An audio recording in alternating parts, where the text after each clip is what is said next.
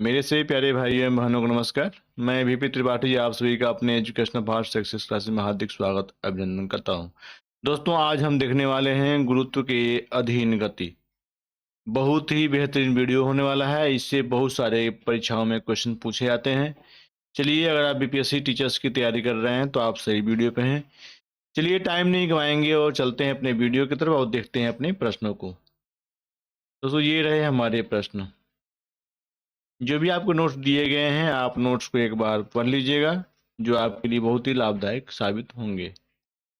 चलिए, हम नोट्स को आपको एक तरफ दिखा देते हैं, उसके बाद हम सीधे चलेंगे प्रश्नों के तरफ।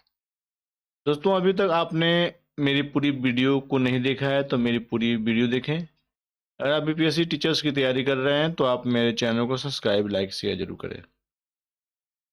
देखिए दोस्तों, जो भी आप क्वेश्चन देख रहे हैं इसमें बहुत बेहतरीन बेहतरीन क्वेश्चन होने वाले हैं। आपके समझ ये नोट्स हम लेके आए हुए हैं। आप इन नोट्स को देखिए और नोट्स को देखने के बाद सीधे चलेंगे अपने प्रश्नों के तरफ।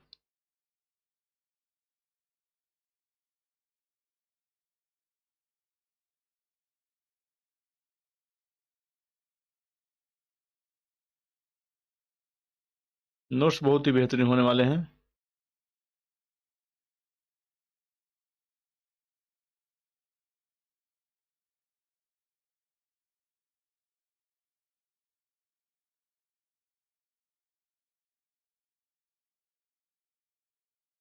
कुछ पैराग्राफ और बचे हुए हैं, उसको एक बार देख लेते हैं।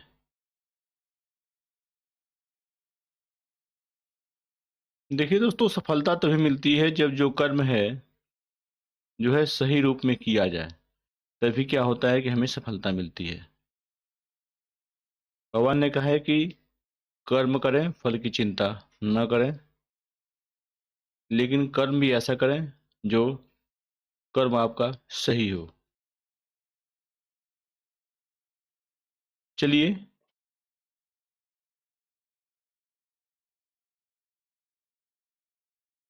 जो भी आपके समझ नोट्स हम लेके आए हुए हैं, आप नोट्स को पढ़ेंगे तो आपके बहुत सारे प्रश्न आपके इसी नोट से ही तैयार हो जाएंगे। धीरे धीरे चलते हैं और पूरे नोट्स को एक बार कवर करते हैं। ये हमारे आगे प्रश्न देखिए। पहला नंबर का दोस्तों जो अपना अपना है, कह रहा है, निम्नलिखित में से किसने न्यूटन से पूर्व ही बता दिया था कि सभी वस्तुएं पृथ्वी की ओर गुरुत्वाकर्षित होती हैं? ए आर्यभट्ट, बी बारहमिहिर, सी बुद्धगुप्त, डी ब्रह्मगुप्त। सही आंसर क्या होने वाला है तो देखते हैं। अपना डी सही आंसर है, ब्रह्मगुप्त। आईएएस 1995 का क्वेश्चन है। देखिए, यहाँ पे अगर हम व्याख्या में आते हैं तो व्याख्या में लिखा गया है, ब्रह्मगुप्त गुप्तो गुप्तोत्तरकालीन गणितज्ञ एवं खगोल शास्त्री थे। इन्होंने ब्रह्मस्फुट सिद्धांत की रचना की तथा सर्वप्रथम यह बताया कि पृथ्वी सभी वस्तुओं को अपनी ओर आकर्षित करती है। दोस्तों, तो देखिए, जो भी प्रश्न आप देख रहे हैं बहुत ही बेहतरीन बेहतरीन आपके समझ प्रश्न होने वाले हैं, इसलिए आप मेरे प्रश्नों को स्किप मत कीजिएगा और पूरी वीडियो देखिएगा। दूसरा प्रश्न है दोस्तों, आपके समझ है, गुरुत्वाकर्षण का सिद्धांत किसने दिया? A Charles Newton, B Charles Babbage, C Isaac Newton, D John Adams. सही आंसर क्या है तो सही आंसर आपका सी आइजैक न्यूटन। चलते हैं तीसरे नंबर की तरफ। तीसरे नंबर को देखते हैं। तीसरा नंबर है, गुरुत्वाकर्षण के सार्वभौमिक नियम का प्रतिपादन किसने किया? A Newton, B Galileo, C Copernicus, B Einstein. सही आंसर क्या है इसका तो देखते हैं। सही आंसर होने वाला है ए न्यूटन। चलते हैं चौथे नंबर के तहत। चौथा नंबर है दोस्तों आपके समझ, अंतरिक्ष यात्री निर्वात में सीधे खड़े नहीं रह सकते क्योंकि ए गुरुत्व नहीं होता, बी वायुमंडल में श्यानता बल बहुत तीव्र होता है, सी सौर वायु ऊपर की ओर बल लगाती है, डी वायुमंडलीय दबाव बहुत कम होता है। सही आंसर क्या है इसका तो देखते हैं। सही आंसर तो ए होगा अपना ए, गुरुत्व नहीं होता है, सही आंसर होगा। चलते हैं 5 नंबर के तहत। 5 नंबर का क्वेश्चन अपना, अंतरिक्ष यान जो चक्कर लगा रहा है से एक सेब छोड़ा जाता है तो वह ए पृथ्वी की ओर गिरता है, बी कम गति से गतिमान होगा, सी अंतरिक्ष यान के साथ साथ उसी गति में गतिमान होगा, डी अधिक गति से गतिमान होगा। सही आंसर क्या है इसका, तो देखते हैं। आंसर होगा सी, अंतरिक्ष यान के साथ साथ उसी गति से गतिमान होगा। चलते हैं 6 नंबर के तहत। 6 नंबर क्या है उसको देखते हैं। दोस्तों देखिए, जो भी आप प्रश्न देख रहे हैं सभी प्रश्न आपके लिए इम्पोर्टेंट है, अतः आप मेरी पूरी वीडियो को देखें और आने वाली जितनी भी वीडियो हैं आप उसे ध्यान पूर्वक देखा करें। अगर आप बीपीएससी टीचर्स की तैयारी कर रहे हैं तो हमारी वीडियो आपके लिए बहुत ही बेहतरीन होने वाली है। हमारा उद्देश्य आपको सफलता दिलाना है। देखिए 6 नंबर का अपना क्वेश्चन है, पीसा की झुकी हुई मीनार गिर नहीं जाती है क्योंकि वह शीर्ष भाग में पतली हो गई है, बी वह बड़े तल छतपल को आच्छादित करती है, सी इसका गुरुत्वाकर्षण केंद्र निम्नतम स्थिति में रहता है, डी गुरुत्व केंद्र से जाने वाली ऊर्ध्वाधर लाइन तल के अंदर रहती है। सही आंसर क्या होगा इसका, तो देखते हैं। डी आंसर सही होगा, गुरुत्व केंद्र से जाने वाली ऊर्ध्वाधर लाइन तल के अंदर रहती है, सही आंसर होगा। चलते हैं नेक्स्ट 7 नंबर के तहत।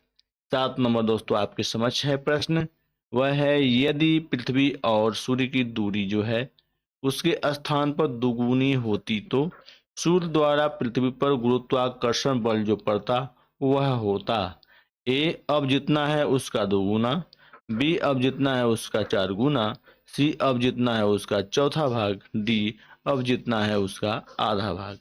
सही आंसर क्या होगा, तो देखते हैं। सही आंसर होने वाला है आपका सी, अब जितना है उसका चौथा भाग सही आंसर होगा। चलते हैं 8 नंबर के तहत। 8 नंबर क्या है उसको देखते हैं।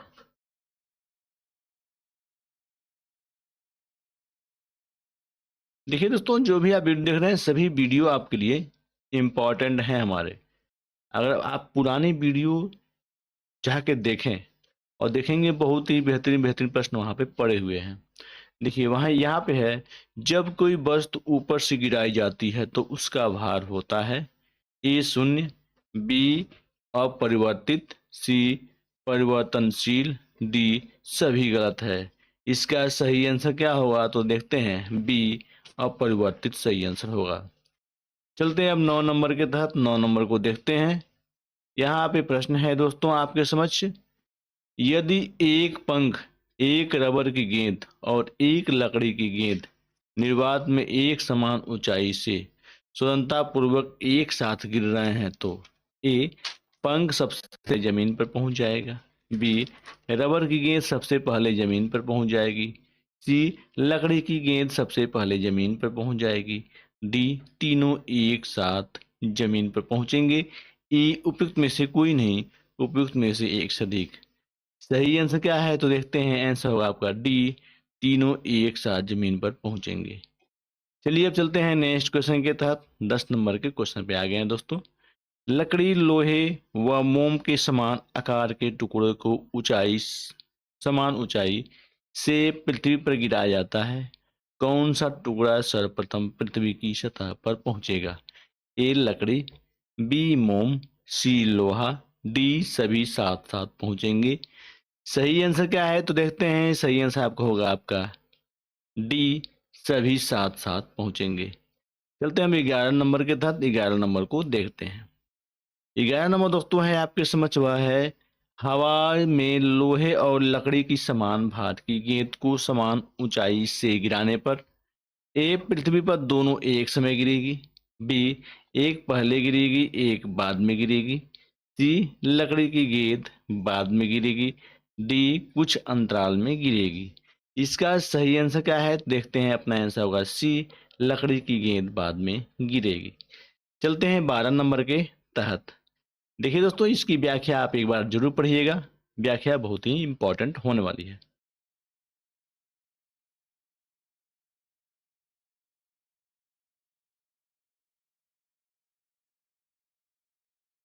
देखिए दोस्तों, यहाँ पे 12 नंबर का अपना क्वेश्चन है, ये है दो गेंदें ए और बी क्रमशः 10 किग्रा तथा 1 किग्रा की हैं।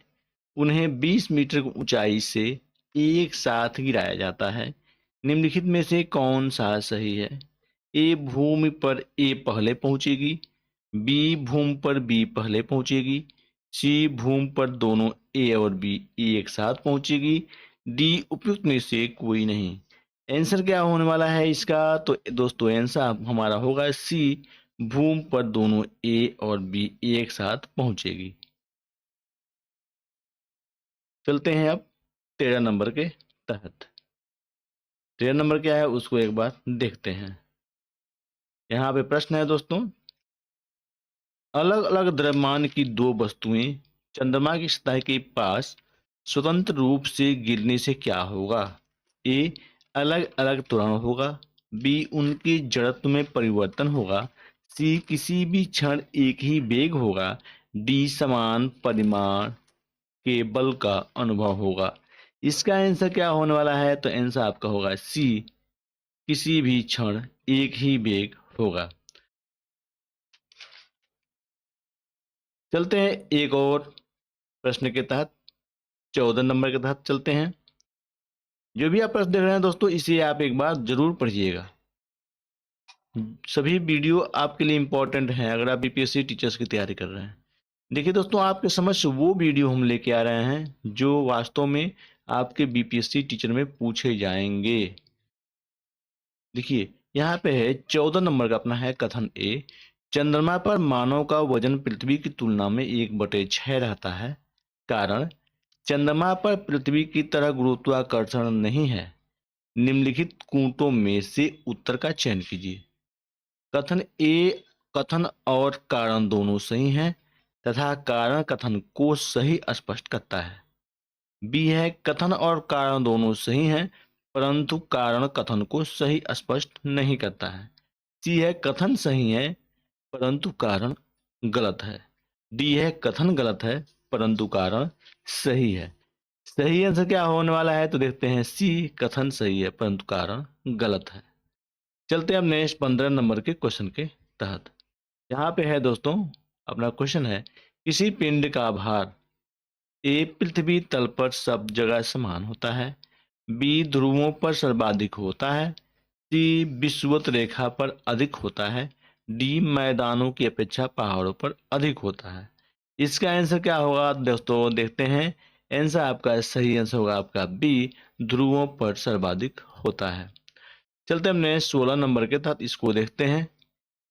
अपना ये क्वेश्चन है, मानव शरीर का भार होता है ए ध्रुवों पर अधिकतम, बी पृथ्वी की सतह पर सब एक समान, सी विषुवत रेखा पर अधिकतम, डी मैदानी भागों की अपेक्षा पर्वतों पर अधिक।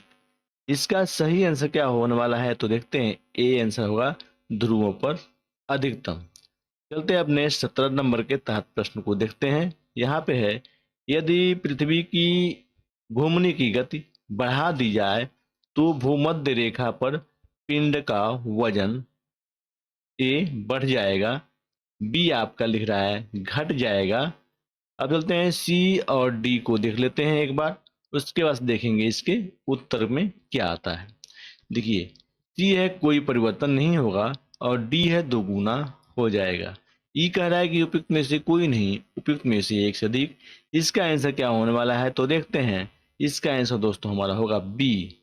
तो बी में अपना क्या है, किसी परिक्रमण करने वाले निकाय के भूमध्य रेखा पर अपकेंद्र बल कार्य करते हैं। जब बल गुरुत्वाकर्षण के विरुद्ध कार्य करते हैं जिससे भूमध्य रेखा पर व्यक्ति के भार में कमी दर्ज की जाती है। यदि पृथ्वी की घूर्णन गति बढ़ा दी जाए तो भूमध्य रेखा पर अपकेंद्र बल में वृद्धि दर्ज होगी और किसी पिंड के भार में कमी प्रतीत होगी। चलते हैं नेक्स्ट 18 नंबर के तहत। यहाँ पे दोस्तों है प्रश्न है 24 नंबर का, भारहीनता होती है ए गुरुत्वाकर्षण की शून्य स्थिति, बी जब गुरुत्वाकर्षण घटता है, सी निर्वात की स्थिति में और डी उपयुक्त में से कोई नहीं। इसका आंसर क्या होने वाला है? तो देखते हैं। इसका आंसर आपका होगा ए गुरुत्वाकर्षण की शून्य स्थिति। चलते हैं अब नेक्स्ट क्वेश्चन के तहत। नेक्स्ट क्वेश्चन को देखते हैं। यहाँ पे दोस्तों प्रश्न है, पृथ्वी अपने कक्ष में लगभग 4004 की है, इस तेज गति को हम अनुभव क्यों नहीं करते हैं? ए, पृथ्वी के आकार की अपेक्षा में हम बहुत छोटे हैं। बी, अपने कक्ष में पृथ्वी की गति की अपेक्षा में हमारी गति शून्य है। सी, संपूर्ण सूर्यमंडल भी चलायमान है। और डी, पृथ्वी का गुरुत्वाकर्षण निरंतर हमें पृथ्वी के केंद्र की ओर खींचता है। इसका आंसर क्या होगा? तो आंसर होगा आपका बी, अपने कक्ष में पृथ्वी की गति की अपेक्षा में हमारी गति शून्य है। चलते हैं नेक्स्ट 26 नंबर पे। यहाँ पे है, यदि पृथ्वी का गुरुत्वाकर्षण बल अचानक लुप्त हो जाता है तो निम्न में से कौन सा परिणाम सही होगा? ए, वस्तु का भार शून्य होगा परंतु द्रव्यमान वही रहेगा। अन्य देखते हैं, बी देखते हैं। बी में क्या लिखा है? बी आपका लिखा है दोस्तों, वस्तु का द्रव्यमान शून्य हो जाएगा परंतु भार वही रहेगा। और सी है, वस्तु का भार तथा द्रव्यमान दोनों शून्य हो जाएंगे। और डी है, वस्तु का द्रव्यमान बढ़ जाएगा। इसका आंसर क्या होगा? तो अपना आंसर आपका होगा ए आपका। पृथ्वी की सतह के निकट किसी पिंड पर लगने वाला पृथ्वी का गुरुत्वाकर्षण बल यदि अचानक लुप्त हो जाए तो वस्तु का भार शून्य हो जाएगा परंतु द्रव्यमान वही रहेगा। चलते अब 27 नंबर के साथ। यहाँ पे है, पृथ्वी के चारों ओर परिक्रमा कर रहा कृत्रिम उपग्रह इसलिए पृथ्वी पर नीचे नहीं गिरता क्योंकि पृथ्वी का आकर्षण ए, उतनी दूरी पर अस्तित्वहीन होता है। बी, चंद्रमा के आकर्षण में निष्क्रिय हो जाता है। सी, उसकी नियमित चाल के लिए आवश्यक गति प्रदान करता है। डी, उसकी गति के लिए आवश्यक त्वरण प्रदान करता है। इसका आंसर क्या होने वाला है? तो आंसर होगा आपका डी, उसकी गति के लिए आवश्यक त्वरण प्रदान करता है। चलते हम नेक्स्ट प्रश्न के तहत। नेक्स्ट प्रश्न क्या है उसको देखते हैं। 28 नंबर है, अपने कक्ष में एक उपग्रह पृथ्वी के चक्कर लगाता रहता है, वह ऐसा निम्न में से किस कारण से करता है? ए, अपकेंद्री बल। बी, केंद्रामुखी बल। सी, गुरुत्वाकर्षण बल या इसकी कमी। और डी, कोई अन्य बल। इसका आंसर क्या होने वाला है? तो आंसर होगा आपका बी, केंद्राभिमुखी बल सही आंसर होगा। चलते हम नेक्स्ट 29 नंबर के प्रश्न को देख लेते हैं। 29 नंबर का हमारा प्रश्न हमारा क्या कहता है? अभी तक आपने मेरे वीडियो को लाइक नहीं किया है तो मेरे वीडियो को लाइक कर लें और चैनल को सब्सक्राइब जरूर करें। देखिए दोस्तों, यहाँ पे है प्रश्न है 29 नंबर, एक भू उपग्रह अपने कक्ष में निरंतर गति करता है। यह अभिकेंद्र बल के प्रभाव से होता है जो प्राप्त होता है। ए, उपग्रह को प्रेरित करने वाले रॉकेट इंजन से। बी, पृथ्वी द्वारा उपग्रह पर लगने वाले गुरुत्वाकर्षण से। सी, सूर्य द्वारा उपग्रह पर लगने वाले गुरुत्वाकर्षण से। और डी, उपग्रह द्वारा पृथ्वी पर लगने वाले गुरुत्वाकर्षण से। इसका आंसर क्या होने वाला है? तो इसका आंसर आपका होगा बी, पृथ्वी द्वारा उपग्रह पर लगने वाले गुरुत्वाकर्षण से सही आंसर होगा। चलते हम 30 नंबर के तहत 30 नंबर के प्रश्न को देख लेते हैं।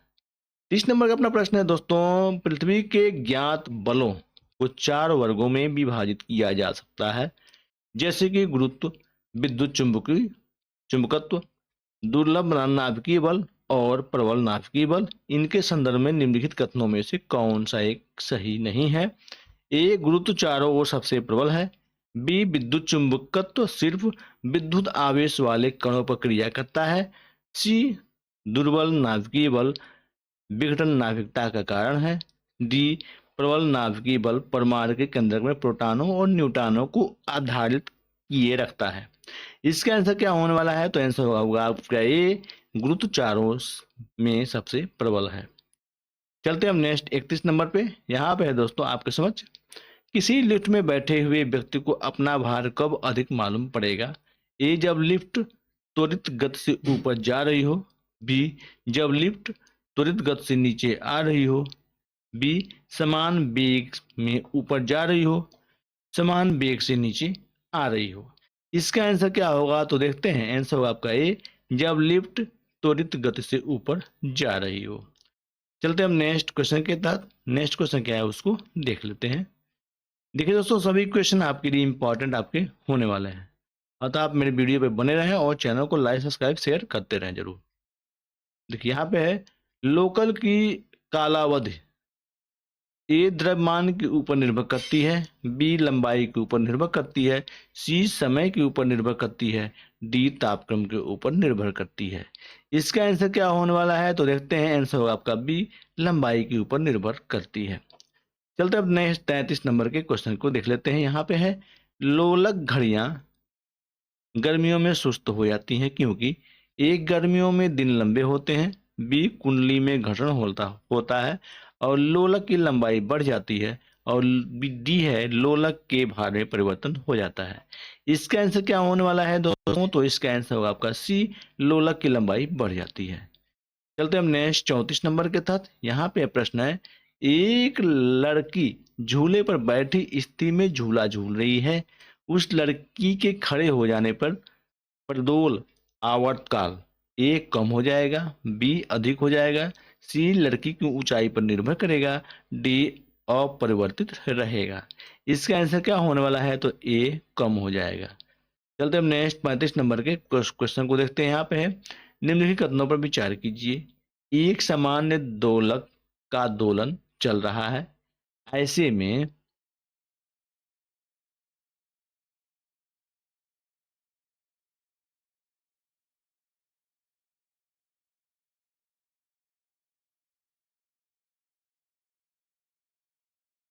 ऐसे में ए जब गोला मध्य स्थान से गुजरता है तुरंत शून्य होता है, बी हर आवर्तन में गोलक दो बार किसी एक निर्दिष्ट वेग को प्राप्त करता है, सी है दोलन के दौरान जब गोला चरम स्थिति पर पहुंचता है तो उसके गति और त्वरण दोनों शून्य होते हैं, चौथा है सामान्य दोलक का दोलन आयाम समय के साथ साथ कम हो जाता है। इन कथनों में से कौन सही है? ए है ए और दो दोनों, बी है 3 और 4, सी है 1 2 और 4, डी है 2 3 और 4। इसका आंसर क्या होने वाला है तो देखते हैं। आंसर आपका होगा सी 1 2 और 4 सही आंसर होने वाला है। चलते हैं अब नेक्स्ट क्वेश्चन के तहत। नेक्स्ट क्वेश्चन को देखते हैं। नेक्स्ट क्वेश्चन क्या होने वाला है। नेक्स्ट क्वेश्चन है पेंडुलम घड़ी तीव्र गति से चल सकती है, ए ग्रीष्म ऋतु में, बी शीतकाल में, सी बसंत ऋतु में, डी वर्षा ऋतु में। आंसर क्या सही होने वाला है दोस्तों आपका बी शीतकाल में। चलते हम नेक्स्ट 37 नंबर के तहत। 37 नंबर आपका यहाँ पे है पृथ्वी का पलायन वेग है 15.0 किलोमीटर पर सेकंड, बी 21.1 किलोमीटर पर सेकंड, सी 7.0 किलोमीटर पर सेकंड और डी 11.2 किलोमीटर पर सेकंड। इसका सही आंसर क्या होने वाला है तो डी 11.2 किलोमीटर पर सेकंड। चलते हैं अब 38 नंबर के क्वेश्चन को देख लेते हैं।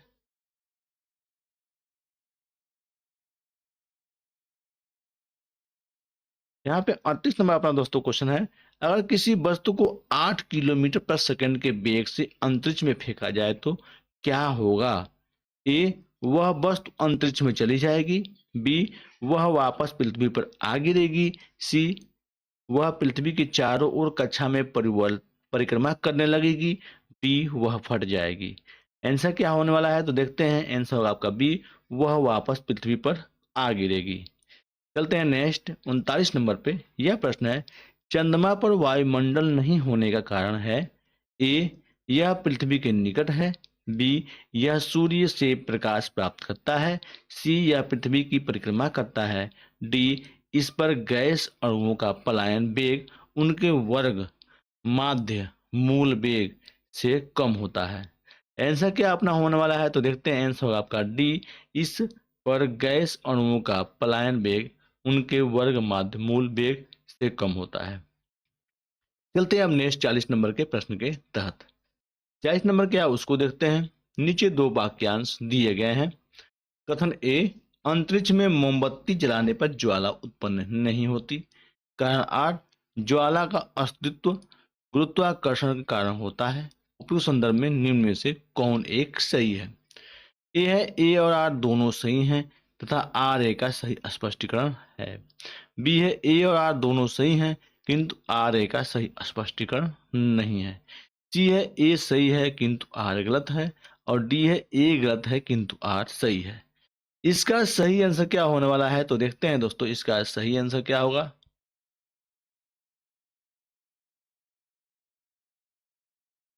इसका सही आंसर आपका होगा ए।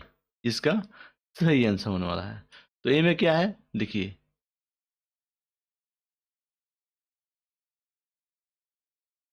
ए में है, नासा ने अपने प्रयोगों के पश्चात यह स्पष्ट किया कि मोमबत्ती की ज्वाला के निर्माण में गुरुत्वाकर्षण की अप्रत्यक्ष भूमिका होती है। अंतरिक्ष यान में अति सूक्ष्म गुरुत्वीय अवस्था की स्थिति में मोमबत्ती को जलाने पर ज्वाला तो उत्पन्न हो सकती है, परंतु वास्तविक निर्वात में यह संभव नहीं है। वस्तुतः मोमबत्ती की ज्वाला की टिमटिमाने की आवृत्ति गुरुत्वीय त्वरण के मोमबत्ती के व्यास के से अनुपात में वर्गमूल के समानुपाती होती है तथा अंतरिक्ष में गुरुत्वाकर्षण बल के अभाव के कारण यह शून्य होती है। क्या होती है, तथा अंतरिक्ष में गुरुत्वीय बल के कारण शून्य होती है। इस प्रकार अभिष्ट उत्तर अपना ये सही आंसर है। चलते हैं 41 नंबर का क्वेश्चन, इसको देखते हैं। यहाँ पे है, भारहीनता की अवस्था में एक मोमबत्ती की ज्वाला का आकार हो जाएगा ए अधिक लंबा, बी अधिक छोटा, सी गोलाकार, डी वही रहेगा। इसका आंसर क्या होने वाला है, तो आंसर होगा आपका सी गोलाकार। दोस्तों इसका हम देखेंगे स्थूल स्थूल पदार्थों के गुण। अतः आप कल के वीडियो में हमसे मिलें और कल के वीडियो में देखते हैं स्थूल पदार्थों के गुण।